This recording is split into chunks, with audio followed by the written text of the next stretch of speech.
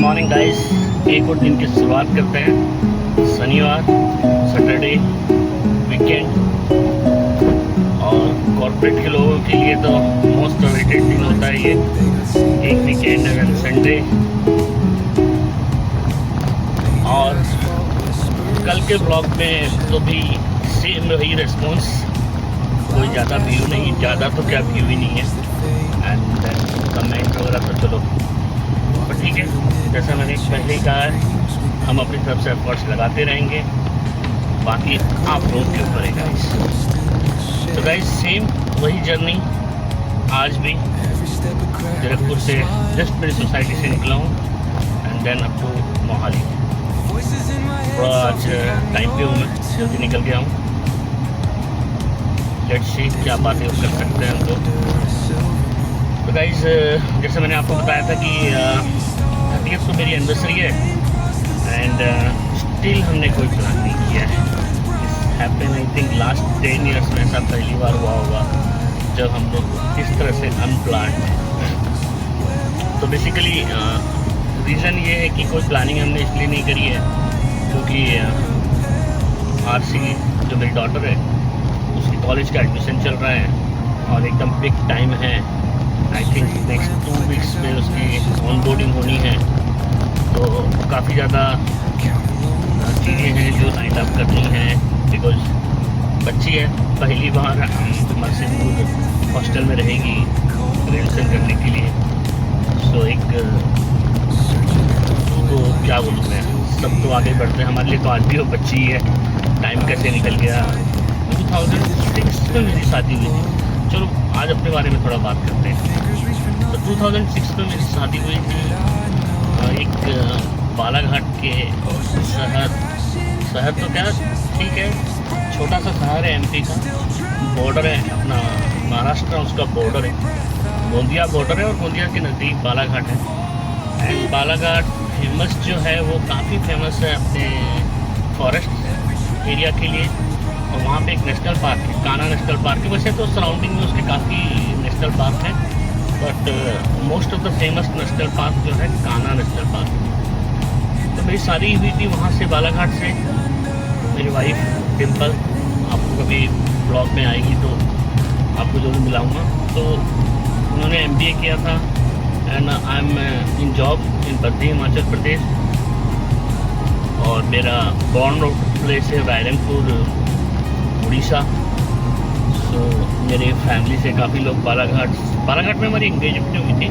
फिर हमने उनके फैमिली को सबको ये लोग रायरंगपुर में बुलाए थे, मेरे नेटिव प्लेस पे। और वहाँ हमने मेरी शादी हुई थी 2006 30 जून 2006 में। एंड देन उसके बाद अगेन हम सब इधर आ गए थे बद्री में, मैं मेरी वाइफ एंड मेरी जो फादर हैं, मेरे जो मदर हैं वो अभी भी रायरंगपुर में ही हैं। मेरे ताऊ जी हैं, उनकी भी काफ़ी बड़ी फैमिली है। फिर हम लोग 2008 में आरसी हुई थी, फरवरी 2012 12 फरवरी को।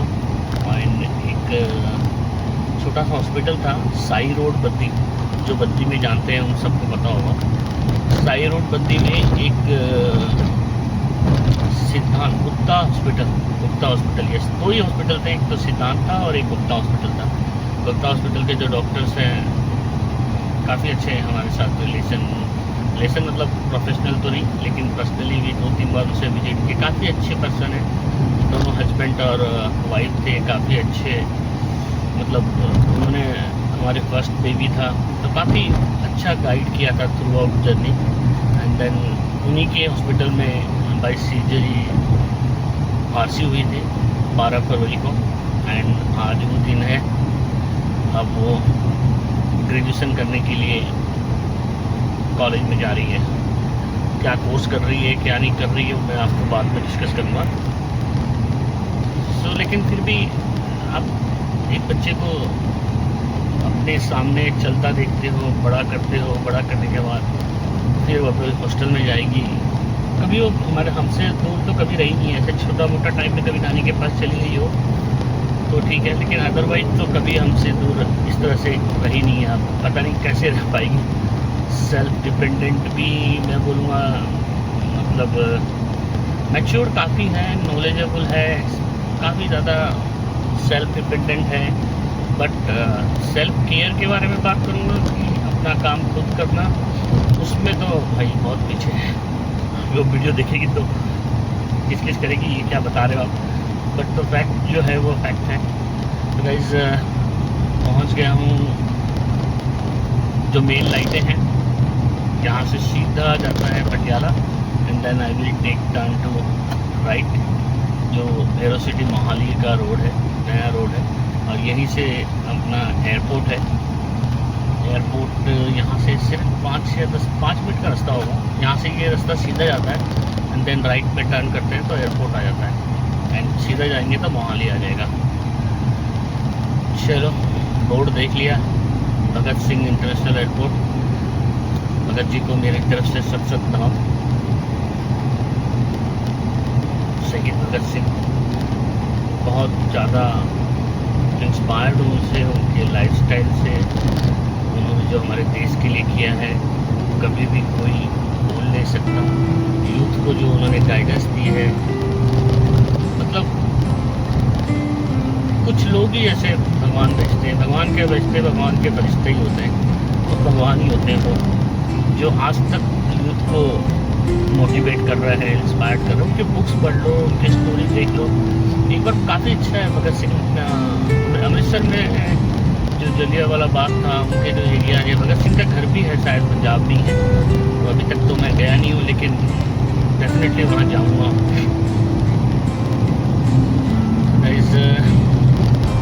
आप लोगों का कैसा चल रहा है? मोस्ट ऑफ द लोगों का तो गर्मी की छुट्टी चल रही है, ज़्यादातर फैमिलियाँ तो घूमने निकली हुई होंगी। मनाली जाम पे, शिमला जाम पे, मसूरी जाम पे, ऋषिकेश जाम पे। ये तो मतलब दिल्ली और गुड़गांव और हरियाणा में जो पानीपत, सोनीपत लोग हैं, ये तो पूरा एकदम गर्मियों में पहाड़ों में ऐसे जाते हैं कि पूछो मत। जाना भी चाहिए, लेकिन भाई ये इंफ्रास्ट्रक्चर की कमी है। आए दिन मोहाली में ट्रैफिक का इशू हो रहा है, रोड जाम रहते हैं, 8-8, 9-9 घंटे लोग फंसे रहते हैं, पार्किंग इतनी खास है ही नहीं। हिमाचल इतना ब्यूटीफुल प्लेस है, लेकिन जो फैसिलिटी है, जो इंफ्रास्ट्रक्चर है, हर जगह हिमाचल पीछे रहा है इंफ्रास्ट्रक्चर में। आई डोंट नो क्या प्रॉब्लम है। बद्दी में देख लो, अब्दुल बद्दी के एग्जाम्पल है। आई थिंक 2003 और समवेयर 2003 के आसपास वाजपेयी गवर्नमेंट ने एक इंसेंटिव दिया था, इंडस्ट्रियल पैकेज के नाम पे, काफ़ी फेमस था वो।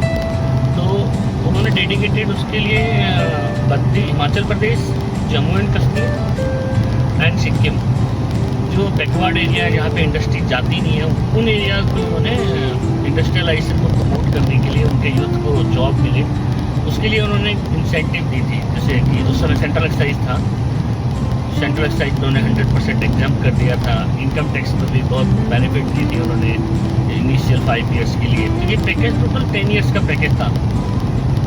तो अब जब वो पैकेज अनाउंसड हुआ, आई थिंक किसी को पता ही नहीं होगा, एंड देन उस पर एक क्राइटेरिया डाला हुआ था कि इतने टाइम में आपको प्रोडक्शन स्टार्ट करना है, एंड देन जब से आप प्रोडक्शन स्टार्ट करोगे वहाँ से आपको 10 साल तक आपको एग्जम्पशन मिलेगा। तो मतलब वो जो बेनिफिट था वो इतना अट्रैक्टिव बेनिफिट था इंडस्ट्री के लिए। तो हिमाचल में क्या इन सब जहाँ मैंने आपको बताया बूम हो गया था इंडस्ट्री का, खास करके pharmaceutical company. Pharmaceutical company chapter 30 में आती है, और फार्मास्यूटिकल में ही API ड्रग जो है वो चैप्टर 29 में आती है, जो कि और चैप्टर 30 को ही उन्होंने लागू किया था। फॉर्मुलेशन प्लांट जिसको बोलते हैं, जहाँ पे डिस्चार्ज लेवल काफ़ी कम रहता है, 0 डिस्चार्ज ही रहता है नॉर्मली फार्मास्यूटिकल कंपनी में। So those will not impact environment. So based on that, Himachal government ने भी काफ़ी फ्रीडम दिया था लोगों को, और मतलब इंडस्ट्री आ गई थी। अब वो इंडस्ट्री आई तो ऐसा नहीं कि कोई इंडस्ट्रियल एरिया बना है, कुछ भी डेवलपमेंट नहीं है इंफ्रास्ट्रक्चर का, कोई रोड का इंफ्रास्ट्रक्चर नहीं है, कोई इंडस्ट्रियल एरिया नहीं है, कोई प्लॉट का कोई सिस्टम नहीं है। जिसको इंडस्ट्री लगानी है, गाँव के पास जाओ, उस गाँव में जितने भी ओनर होंगे लैंड वाले, उनसे बात करो, लैंड परचेज करो और अपनी फैक्ट्री लगा दो। अब बद्दी में क्या होगा, आप देखोगे हर गांव के पास एक फैक्ट्री लगी हुई है। अब और इंफ्रास्ट्रक्चर तो आज तक बुरा हाल है, बद्दी का काम चल रहा है इतनी जोर से बद्दी का, बट इंफ्रास्ट्रक्चर लेवल पे तो भाई मेरे को नहीं समझ में आता है कि यार इतनी बड़ी बड़ी इंडस्ट्री हैं और इतने रेगुलेटरी के लिए इतने बड़े बड़े कंट्री से लोग ऑडिट करने आते हैं, क्या इंप्रेशन देते होंगे हम लोग इंडिया का। मतलब इतने साल में हम बद्दी जैसे इंडस्ट्रियल एरिया को डेवलप नहीं कर रहे हैं। चलो ठीक है यार, इंडस्ट्रियल एरिया नहीं बना, जहाँ तक इंडस्ट्री लग गई, बट एटलीस्ट रोड इंफ्रास्ट्रक्चर वो तो मतलब पूरे इंडिया में इतना डेवलप हो गया रोड इंफ्रास्ट्रक्चर।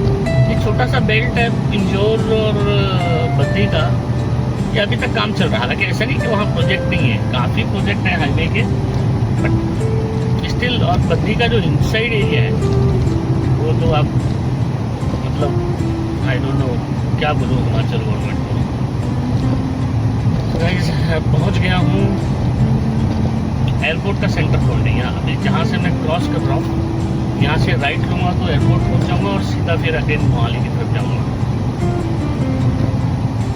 बाकी धीरे धीरे कॉन्फिडेंस आ रहा है ब्लॉग बनाने का। बेसिकली मेरा एजेंडा ब्लॉग बनाने का मेजॉरिटी मेरा एजेंडा सिर्फ यही है कि मेरे अंदर जो थॉट है, मेरे जो एक्सपीरियंस है, मेरे अंदर जो मैं चाहता हूँ कि लोग सुने, और ये एक्सपीरियंस मैं धीरे धीरे शेयर करूँगा। और मुझे काफ़ी ज़्यादा कॉन्फिडेंस है और काफ़ी ज़्यादा मुझे पता है कि मेरे ब्लॉग में अगर कोई यूथ अगर स्टार्टिंग से कनेक्ट रहेगा तो काफ़ी इंसाइट मिलेगी उसे। मतलब मेरी एज में आते आते मैंने क्या क्या गलती करी है, वो गलतियाँ वो नहीं करेंगे, अभी से उनको समझ में आ जाएगा। तो सब्सक्राइब करो, कमेंट करो, लाइक करो। इंटरेस्ट में गाइस जो मैं बोल रहा हूँ ना वो रियल है, वो फैक्ट है। मैं आई एम नॉट कि सब्सक्राइबर बढ़ाने के लिए या किसी चीज़ के पीछे पढ़ूँ। हाँ, एम तो वही है, ऑब्जेक्टिव तो वही है सबका, बट फैक्ट ये है कि डेफिनेटली मेरे ब्लॉग से यूथ को काफ़ी गेन होगा, स्पेशली जो ग्रेजुएशन करने जा रहे हैं एंड देन ग्रेजुएशन के बाद अपनी करियर को स्टार्ट करेंगे। Both in terms of knowledge कैसे लेना है, how they want to grow, experience कैसे गेन करना है, एंड देन अपनी लाइफ को कैसे स्टेबल बनाना है। क्योंकि मैंने बहुत गलती करी है। अब मैं नहीं चाहता हूँ कि जो मैंने लर्निंग ली है वो लर्निंग अगर मैं थोड़ा भी शेयर कर पाऊँ किसी यूथ का, और 1-2% की भी लाइफ चेंज कर पाऊँ, तो यही मेरा अचीवमेंट होगा। गाइस बाकी काफ़ी एक्साइटमेंट वाला टाइम है, उसके बारे में तो मैंने बात करी नहीं। टुडे इज़ 27, 28 कल से है। कल से मेरी छुट्टियां चालू हो जाएगी, पूरे 1 वीक के लिए ऑफ हो। अभी तक कोई प्लान नहीं किया है, लेकिन जाएंगे तो रोड ट्रिप पे ही जाएंगे। गाड़ी आज सर्विसिंग करानी थी मुझे। लेट्स सी अगर चंडीगढ़ में कोई अगर टाइगर का अगर शोरूम मिल जाता है तो आज गाड़ी भेज दूँगा सर्विसिंग के लिए, गाड़ी सर्विसिंग करा लूँगा। और एक टायर भी चेंज करना है, एक टायर भी कट गया था कहीं पे।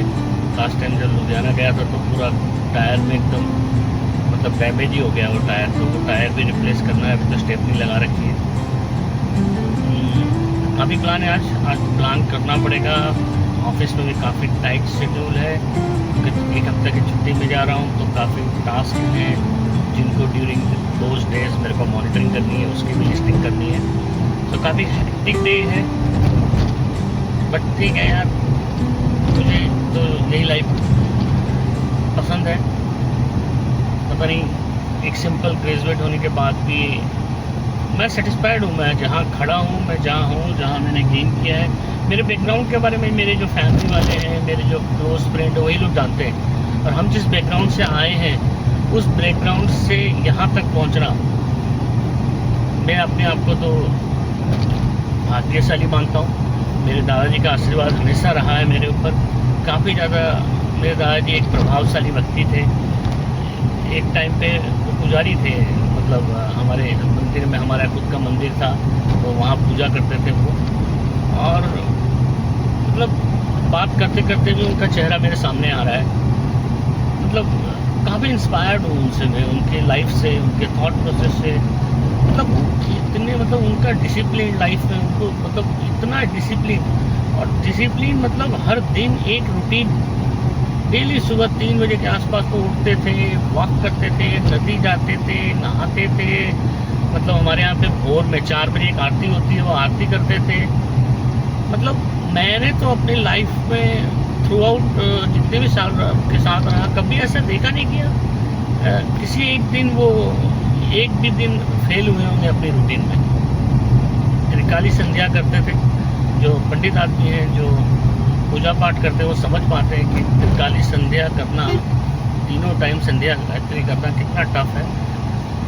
टफ तो क्या है, टफ तो उनके लिए कुछ नहीं था, लेकिन ये था कि मतलब वो काफ़ी ज्ञानी पुरुष थे, काफ़ी नॉलेजेबल थे और मतलब बहुत क्लियर थे अपनी लाइफ को लेके। उन्होंने अपने सारे बच्चों की परवरिश करी, सबकी शादी करी, सबको खड़ा किया।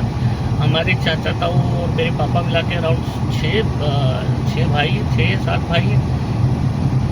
मेरी बुआ है, सबको उन्होंने स्टेबल किया। आज सब अपने अपनी जगह पे सब खुश हैं और सब दादाजी का आशीर्वाद है। मैं तो अपने आप को फॉर्चुनेट मानता हूँ कि काफ़ी क्लोजली उनके साथ रहा हूँ। उनके साथ मैंने बनारस की ट्रिप करी थी ट्रेन में। वो थे, मैं था और एक मेरे महेश चाचा जी थे। हम तीनों ने बनारस की ट्रिप करी थी। काफ़ी कुछ सीखा है उनसे। मतलब मेरे तो गुरु बोलो, भगवान की तरह ही मानता हूँ मैं उनको। चलो भाई, 16 मिनट हो गया आपसे बात करते करते। चलो भाई, मैं भी ब्लॉगर बन रहा हूँ। गुड। बाकी आज because of Saturday only, traffic बिल्कुल नहीं था, रोड एकदम क्लियर है और मतलब ठीक चल रहा है आज। मतलब काफ़ी स्मूथ है रोड आज। बाकी गाइस, कुछ तो कमेंट करो आप लोग, कुछ तो मोटिवेट करो। आई नो अभी तो 2 या 3 दिन ही हुए हैं मुझे ब्लॉगिंग स्टार्ट करते हुए, तो देखते कल से मैं जब मेरा कल का दिन स्टार्ट हो जाएगा, आज रात को ही सोच रहा हूँ जर्नी स्टार्ट कर लूँगा, बट कल से मैं day 1, day 2, day 3, day 4, day 7, Sunday से संडे हर दिन holiday, day 1 holiday, day 2 holiday. Let's see क्या बनता है। अगर प्लान भी नहीं बना तो भी मैं बनाऊँगा, प्लान बना तो भी बनाऊँगा। जैसा है वैसा आपके सामने मैं वीडियो बनाने की कोशिश करूँगा। ऑब्जेक्टिव हमारा यही है, सीखें, आप लोगों से भी मैं सीखूं। मैंने जो थोड़ी बहुत लर्निंग अपने लाइफ में अपने एक्सपीरियंस से गेन करी है, वो आप लोगों को सिखाऊं। सिखाना तो क्या है, बस एक्सपीरियंस शेयर करूँगा, आप लोग खुद ही सीख जाओगे। बाकी गाइज, आज आप लोगों से बात करते करते मैंने हनुमान चालीसा का पाठ नहीं पढ़ा, तो वो भी एक मेरा रह गया, मिस रह गया। तो 2-3 मिनट हनुमान चालीसा का पाठ भी पढ़ लूँगा। देन मैसेज आया हुआ है, इम्पॉर्टेंट मैसेज। ठीक है। बाकी गाइज, मैंने आपको बताया था ये एक अलग से रोड है। अब बार बार वही एक ही बातें हैं, बट यह हर दिन यही बातें होंगी हमसे, यही रास्ता है, यही सफ़र है। कितने दिन तक अपनी ब्लॉगिंग को सस्टेन कर पाऊँगा। धीरे धीरे मैं कुछ टॉपिक निकालूंगा जिन टॉपिक में आपसे बात करनी है, बट तो तभी करना स्टार्ट करूंगा मैं। मेरी लाइफ की रियल शेयरिंग वगैरह सब आपको करूंगा तभी, जब मेरे पास अच्छा खासा सब्सक्राइबर बैंक हो जाएगा। अदरवाइज मैं अच्छा वैसे भी तो कर सकते हैं, मतलब वीडियो तो रहेगी, बाद में भी लोग देख ही सकते हैं। Just guys, let's plan some professional way. मैं अपने टॉपिक सब आइडेंटिफाई करूँगा, किस दिन कौन से टॉपिक पर बात करनी है। थोड़ा टाइम देना पड़ेगा लगता है मुझे ब्लॉगिंग में भी। Blogging is not easy, it's a full time job लगता है कभी कभी। तो अगर जिस तरह से मैं देखता हूँ, मेरा जो फेवरेट ब्लॉगर है, आप बात करोगे तो फेवरेट इन द सेंस कि मुझे सौरभ जोशी का ब्लॉग देखना पसंद नहीं है, मैं देखता ही हूँ उसका ब्लॉग। तो उसके ब्लॉग से मैं काफ़ी कुछ लर्न करने की कोशिश करता हूँ। बहुत सिंपल इजी गोइंग ब्लॉग बनाते हैं, अपनी लाइफ को शेयर करते हैं। जैसे मतलब उनकी लाइफ को शेयर करना इतना इंटरेस्टिंग हो गया है। मतलब इंडिया में ऐसे बहुत सारे लोग होंगे, लेकिन उनके जितने भी सब्सक्राइबर हैं वो इतने कनेक्टेड हो गए हैं उनसे। आप समझो, एक बंदा, मतलब उन्होंने वो क्या थे और क्या है। कोई ज़्यादा उन्होंने पढ़ाई लिखाई नहीं करी, कोई ज़्यादा मेहनत तो करी होगी, मेहनत के बारे में तो बोल नहीं सकता मैं, बट जो सो कॉल्ड स्टाइल है मेहनत करने का अपनी इंडियन कल्चर में और कॉर्पोरेट वर्ल्ड में, वो मेहनत तो शायद उन्होंने नहीं करी है। जो भी किया है उन्होंने वीडियो बनाया है, एडिटिंग करी है, और नो डाउट मैं अगर खुद ब्लॉगर हूँ तो मुझे पता है वो जॉब कितना टफ जॉब है, कितना प्लान करना पड़ता है, कितना एक्टिव रहना पड़ता है, और किस तरह से उन्होंने हर दिन ब्लॉग आता है उनका, और किस तरह से वो मेहनत करते हैं। फिर एक क्रिएटर भी होकर फिर क्या बोलते हैं उसको, कंटेंट क्रिएटर। अब कंटेंट क्रिएटर तो वो मतलब कोई स्टाइलिश कंटेंट क्रिएटर नहीं है, सिंपल अपनी डे टू डे रूटीन पे जो भी उनको समझ में आता है वो कंटेंट बनाते हैं, और काफ़ी इम्प्रेसिव रहता है ना। Big simplicity is the best city, तो उनके ब्लॉग में वही है, काफ़ी सिंप्लिसिटी रहते हैं। कैसे रहते हैं, जैसे आम आदमी से कनेक्ट, आम आदमी अपने आप को कनेक्ट करता है कि यार मैं भी तो ऐसा ही रहता हूँ, मैं कौन सा अलग रहता हूँ। और वो एक इतने लो लेवल, जहाँ साइकिल नहीं अफोर्ड कर पा रहे थे, आज वही बंदा 10 से 15 साल में अपनी मनपसंद कारें लेता है। कौन सी कार वो नहीं ले पाएंगे, फॉरेन ट्रिप करते हैं, लग्जरी लाइफ जी रहे हैं, अपना इतना बड़ा घर बनाया है। जो एक आम आदमी का सपना होता है ना, वो उन्होंने 15-16 साल में ही अचीव कर लिया है। ये जो चीज़ें हैं ना, ये एक तो स्पोर्ट्समैन कर पाते हैं कि भाई 10-15 साल खूब मेहनत करते हैं, फिट रहते हैं, और फिर कुछ ना कुछ अचीव करते हैं लाइफ में, उसके बाद रिटायर होते हैं। भाई स्पोर्ट्समैन जो रिटायर होते हैं, हमारा रिटायरमेंट तो 55 साल तक कॉर्पोरेट के वर्ल्ड के लोग रिटायरमेंट होते हैं। ये रिटायरमेंट नहीं है भाई, इसको रिटायरमेंट बोलो ही मत, हम कभी रिटायर नहीं होते। कॉर्पोरेट में जो भी लोग नौकरी करते हैं वो कभी, बिजनेसमैन भी कहाँ रिटायर होते हैं। रिटायरमेंट तो होते हैं स्पोर्ट्समैन, कंटेंट क्रिएटर, जैसे यूट्यूबर हैं 2-3। मतलब मेरे मानने में कि अगर आप 35 के एज में रिटायर हो रहे हो तो आप रियल रिटायर हो रहे हो। अदरवाइज आप क्या रिटायर हो रहे हो यार, 55-50 की एज में, 55 और 60 की एज में आदमी रिटायर जब होता है तब तक तो उसका हेल्थ ख़त्म ही हो जाता है। 35 की एज में रिटायर होने के टाइम मतलब होता है कि आदमी पूरा फिट है अपनी ज़िंदगी जीने के लिए। क्या ओपिनियन है गाइज आप लोगों का इस बारे में? और हाँ, मैं जो आपको बता रहा था कि गेन करोगे, अभी हमारे जो 18 साल के लोग हैं, कौन ऐसा टारगेट करता होगा कि मैं यार 35-40 साल की एज में रिटायर हो जाऊँगा? कोई नहीं करता होगा। अगर ये टारगेट नहीं कर पा रहे हो ना, तो फिर लाइफ का कोई मतलब नहीं है। फिर आम आदमी है हम लोग, 50-55 की एज में जाते जाते भी जॉब करना पड़ेगा। ये आज की जो मेरी रूटीन है वही रूटीन फॉलो करना पड़ेगा। ये लाइफ है क्या? आई डोंट नो, बट मैं खुश हूँ अपनी लाइफ से, बट मैं नहीं चाहता हूँ ये लाइफ कि कोई और भी जिए। खास करके यूथ जो भी मेरे को देख रहा है, भाई मेहनत करो, अर्न करो, इतना अर्न करो कि भाई 35-37 साल के एज में आते आते आपको मतलब पैसे के बारे में ना सोचना पड़े। पैसा आपके पास अपने आप आए, और पैसे से पैसे बनता है।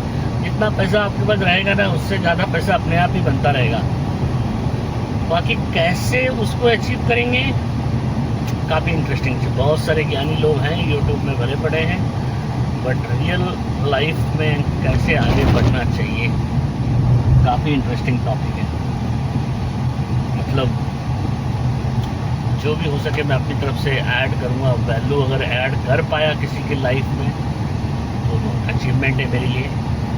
बाकी गाइस, आज पहली बार आफ्टर 4 to 5 डेज ब्लॉगिंग मैंने कंटिन्यूसली 24 मिनट तक आप लोगों से बात कर ली है। और अगर 24 मिनट में मैंने कुछ भी वैल्यू ऐड किया होगा आपकी लाइफ में, तो सब्सक्राइब करो, लाइक करो, कमेंट करो। So guys, bye from now. थोड़ा हनुमान जी को भी याद करते हैं, उनके भी आशीर्वाद लेते हैं। 5 से 10 मिनट लगेगा मुझे ऑफिस पहुंचने में। तब तक बाय फ्रॉम नाउ। जब ऑफिस से निकलूँगा, आज का दिन मैंने आपको पहले ही बताया है, काफ़ी प्लान करना पड़ेगा। हॉलीडे के लिए जा रहा हूँ, उसकी प्लानिंग है। ऑफिस में 7 डेज में वो प्लानिंग है। 2-3 इम्पॉर्टेंट मीटिंग है। So bye from now guys, have a good day, bye. शाम को मिलते हैं।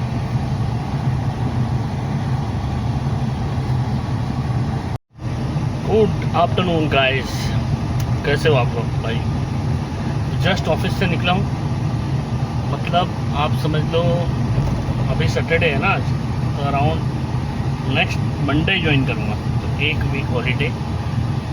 हमारी एनिवर्सरी 2006 से अभी 2026, 20 साल हो गए हमारी शादी को। भाई ज़िंदगी भाग नहीं रही है, दौड़ रही है ऐसा लग रहा है।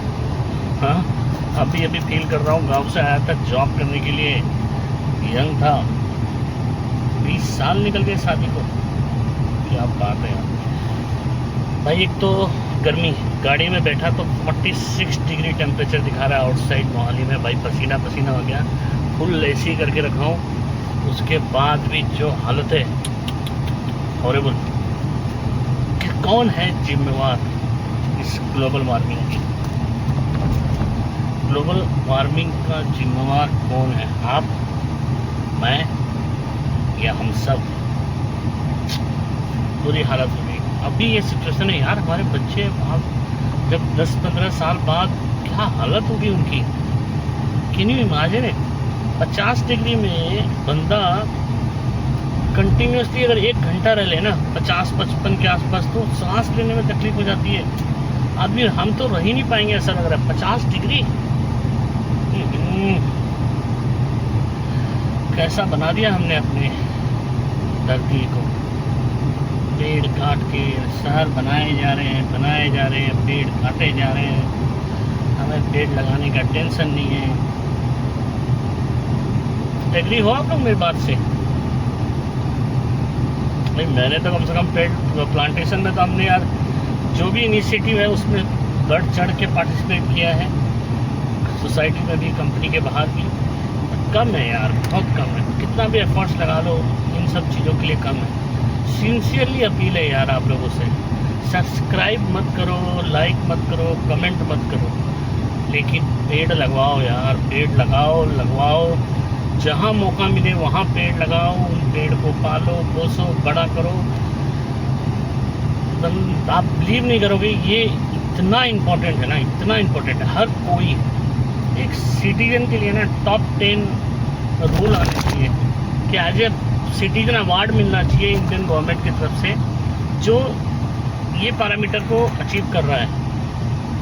मतलब पेड़ हम लगाएंगे नहीं, हमारे लिए पेड़ कटेंगे और हम चुपचाप रहेंगे, और फिर बाद में ग्लोबल वार्मिंग के वजह से आज हम परेशान हो रहे हैं, कल हमारे बच्चे परेशान होंगे।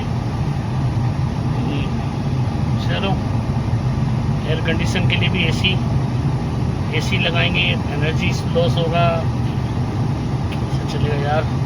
ये ग्लोबल वार्मिंग स्टार्ट जो हुई है ना, एक जो बेसिक मेरे को जो हमारा ओजोन सेल है, I don't know ozone cell से इसका क्या रिलेशन है क्या नहीं है, बट पहले जो एसी थे हमारे, एयर कंडीशन हम यूज करते थे, उसमें एक गैस होती थी प्रोपेलेंट 122 गैस होती थी, शायद एग्जैक्ट नाम पता नहीं है।